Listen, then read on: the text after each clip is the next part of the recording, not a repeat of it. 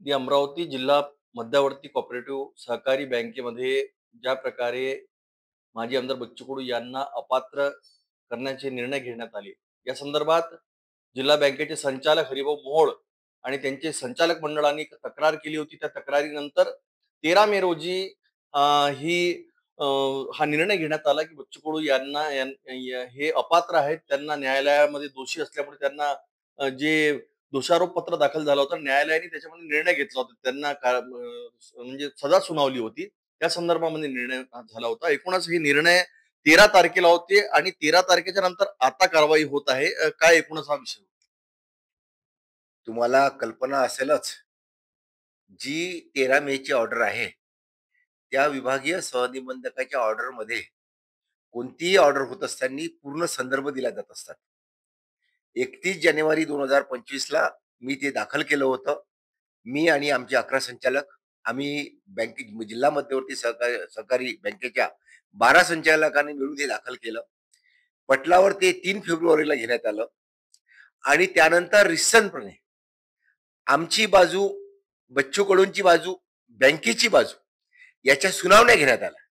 हा सुस्पष्ट व्यवहार, सुस्पष्ट सुनावण्या ह्या रेकॉर्डवर दिसतात. असं असताना मी आजचे वृत्तपत्र आणि कालच्या इलेक्ट्रॉनिक्स माध्यमातून जेव्हा पाहिलं की आम्हाला काही माहीतच नव्हतं, अत्यंत दुर्दैवाची बाब आहे. इतकंच नाही, ही कारवाई निश्चितपणे आपल्यावर होणार म्हणून मुंबई हायकोर्ट, नाशिक, नागपूर बेंच याची मदत घेण्यात आली. शेवटी तिथेही मदत अपुरी पडल्यामुळं, आपलं काही चालत नसल्यामुळं ही केस आम्हाला जलद गतीने पाहिजे होती. कारण आम्ही अक्षरशः 2 वर्षात, आम्हाला बच्चू कडू साहेब मागच्या 2.5 वर्षात सत्ताधारी पक्षात असल्यामुळं, मंत्रिपद गेल्यानंतरही ते युती शासनासोबत होते, त्यामुळं आम्हाला शासकीय स्तरावर काय त्रास झाला हे आम्हाला माहित. साधी गोष्ट आहे की ज्या प्रकारे त्यांनी आमचे बायलाच बदलले होते, उपविधी बँकेचे बदलले होते चुकीच्या मार्गाने, आम्ही विभागीय सहनिबंधकाकडे गेलो, आम्ही सहकार मंत्र्याकडे गेलो, आम्ही कोर्टात गेलो, शेवटी न्याय आम्हालाच मिळाला.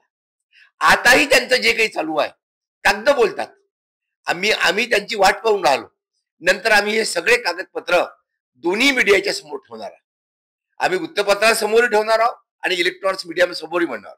ही क्लोज पॉवर ऑर्डर झाल्यानंतर आम्हाला आश्चर्य हे आहे की 13 मेला निकाल लागल्यानंतर अद्यापपर्यंत शासन स्तरावर ही कारवाई का थांबली आहे. आणि आपल्याला जेव्हा निर्णय निकाल लागला, ती कॉपी सुद्धा तुम्हाला पोस्टाने घ्यावी लागते, ही सुद्धा खंत आहे. अजूनपर्यंत मला कॉपी मिळाली नाही. मी पहिला 12 मध्ये माझं पहिलं नाव असल्यामुळं, मी ऍफिडेव्हिट करून दिलं असल्यामुळं हे इतका उशीर व्हावा आणि हे कोणाच्या दबावाखाली थांबल्या गेलं याचंही आश्चर्य वाटते. उलट फार पूर्वी कारवाई होऊन त्यांना कार्यमुक्त करणं आवश्यक होतं. आणि आता आम्ही या काळात जो त्यांचा युक्तिवाद ऐकत आहोत, प्रत्येकाला आपली बाजू मांडण्याचा अधिकार आहे, परंतु हा ऐकत असताना सगळी बाजू लेखी, सगळी बाजू विविध पटलावर, ते सहकार मंत्र्याकडे असो, विभागीय सहनिबंधकाकडे असो, ते डीडीआर कडे असो, हायकोर्टात असो, सगळ्या ठिकाणी आपण कमी पडत आहोत. कायदेविषयक बाजूनं सुस्पष्ट नियम आहे. जिल्हा मध्यवर्ती सहकारी बँकेच्या उपविधीमध्ये सरळ सरळ लिहिलेलं आहे आणि सगळ्यांना माहित आहे. ज्या प्रकारे यांनी पहिल्यांदा कोरम कमी केला, ज्या प्रकारे यांनी संचालक मंडळाचं महत्व कमी केलं, सगळं कार्यकारी समितीत केलं, तुम्हाला आश्चर्य वाटेल, आमची एक्झिक्युटिव्ह कमिटी इलिगलपणे कारभार करत आहे आणि संचालक मंडळाला काही करायचं कामच शिल्लक ठेवलं नाही. आणि मी भातकुली तालुक्याचं प्रतिनिधित्व करतो, अजूनपर्यंत तरी तुम्ही पहा ती एक्झिक्युटिव्ह कमिटी, जे 4-5 जण कळवून विरोध करू शकतात, मुद्दामून डावलण्यात आलेला आहे. आम्ही वेळोवेळी सदर पटलावर, प्रत्येक पटलावर याची नोंद केलेली आहे, प्रत्येक मिटिंगला लेखी सुद्धा देतो. पण आता दिवस आलेले आहे, आम्हाला खंत आहे. 13 मे नंतरही आजपर्यंत त्यांना कार्यमुक्त केला नाही.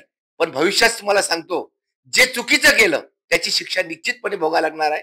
आणि आर्थिक दृष्ट्या, मी आताच एक व्हिडिओ ऐकला त्यांच्या संबंधित व्यक्तीचा, आर्थिक दृष्ट्या बँकेत काय सुरू आहे. अभिजित ढेपे म्हणे आरोप बिनबुडाचे आहे, भ्रष्टाचाराचे आरोप बिनबुडाचे आहे, असं सुद्धा बोलले. आता तुम्हाला सांगतो, तुम्ही आता नाव घेतलं म्हणून मी नाव घेत नसतो, त्यांचे किती नातेवाईक या लिस्टमध्ये आहे, नवीन लिस्टमध्ये आहे, त्यांनीच पाहून घ्या. त्यांचे स्वतःचे किती नातेवाईक आहे, 1-2 नाही, शेकडोनी. आता काय बोलावं? आणि मला असं वाटतं आता ती वेळ गेली. इलेक्ट्रॉनिक्स माध्यमातून उत्तम आरोप करण्यापेक्षा आता जे काही होईल ते विभागीय सहनिबंधकासमोर होईल, ते सहकार न्यायालयात होईल, ते हायकोर्टात होईल आणि हा निर्णय आता लवकरच अपेक्षित आहे. अमरावती जिल्हा मध्यवर्ती कोऑपरेटिव्ह सहकारी बँक ही आजपर्यंत कधी तोट्यात नव्हती, परंतु बच्चू कडू अध्यक्ष झाले म्हणून तोट्यात आली आणि भ्रष्टाचार झाला असं सुद्धा संचालक यांनी गायगुल यांनी म्हटलंय. तुम्हाला मी सांगतो, ज्या प्रकारे आतून व्यवहार होऊन या बँकेत 2 वर्षापूर्वी सत्तापालट झालं, त्यानंतर हा पसारा सावरण्यासाठी आजही त्यांच्याजवळ बहुमत नाही. संचालक मंडळात बहुमत असल्याशिवाय कारभार करता येत नाही. त्याकरता यांना नाना विविध प्रकार करावे लागत आहे. त्या प्रकारामुळे त्यांना पैशाची ऍडजस्टमेंट करावी लागत आहे. त्याचबरोबर आहे आपलं कधी जाऊ शकते. कोर्टामुळं, विभागीय निबंधकामुळं आपली सत्ता कधी जाऊ शकते. त्यामुळं त्यांना पैशाची घाई झालेली आहे. आज म्हणत आहेत 9 संचालक मंडळाचं बळ आहे म्हणते आमच्याकडे. तुम्हाला स्पष्ट बोलायचं आहे, अमरावती जिल्हा मध्यवर्ती सहकारी बँकेचं संचालक मंडळ किती संचालका मिळून होतं आणि आज काय परिस्थिती आहे.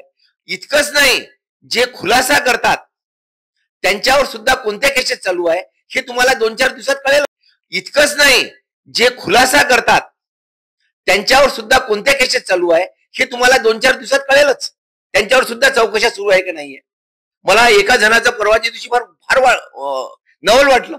स्वतः काय काय केलं याची डीडीआरकडे चौकशी चालू आहे, जॉईंट रजिस्टरकडे चौकशी चालू आहे, तेही उजळ माथ्यांनी आरोप करायला लागले. पण मला जास्त शाब्दिक वाद टाळल्याशिवाय आता विभागीय सहनिबंधक आणि उच्च न्याय स्तरावर दूध का दूध पाणी लवकरच होणार, एवढं मी तुम्हाला निश्चितपणे सांगतो. नमस्कार. एकूणच आपल्या सोबत होते अमरावती जिल्हा मध्यवर्ती सहकारी बँकेचे संचालक हरिभाऊ मोहोळ. त्यांनी स्पष्ट केलं आहे की आम्ही नाही बोलणार, आमचे कागदपत्र क्लिअर बोलणार आणि ज्या प्रकारे जिल्हा बँकेमध्ये अनियमितता झाली आहे ही आम्ही लवकरच मीडिया समोर सुद्धा मांडणार आहे. आणि काही बँकेच्या संचालक मंडळाने सुद्धा जे जे कारभार केलेले आहे, जे जे अनियमित कारभार केलेले आहे, नियमांना डावलून जे कारभार केले आहे ते सुद्धा आम्ही समोर आणू.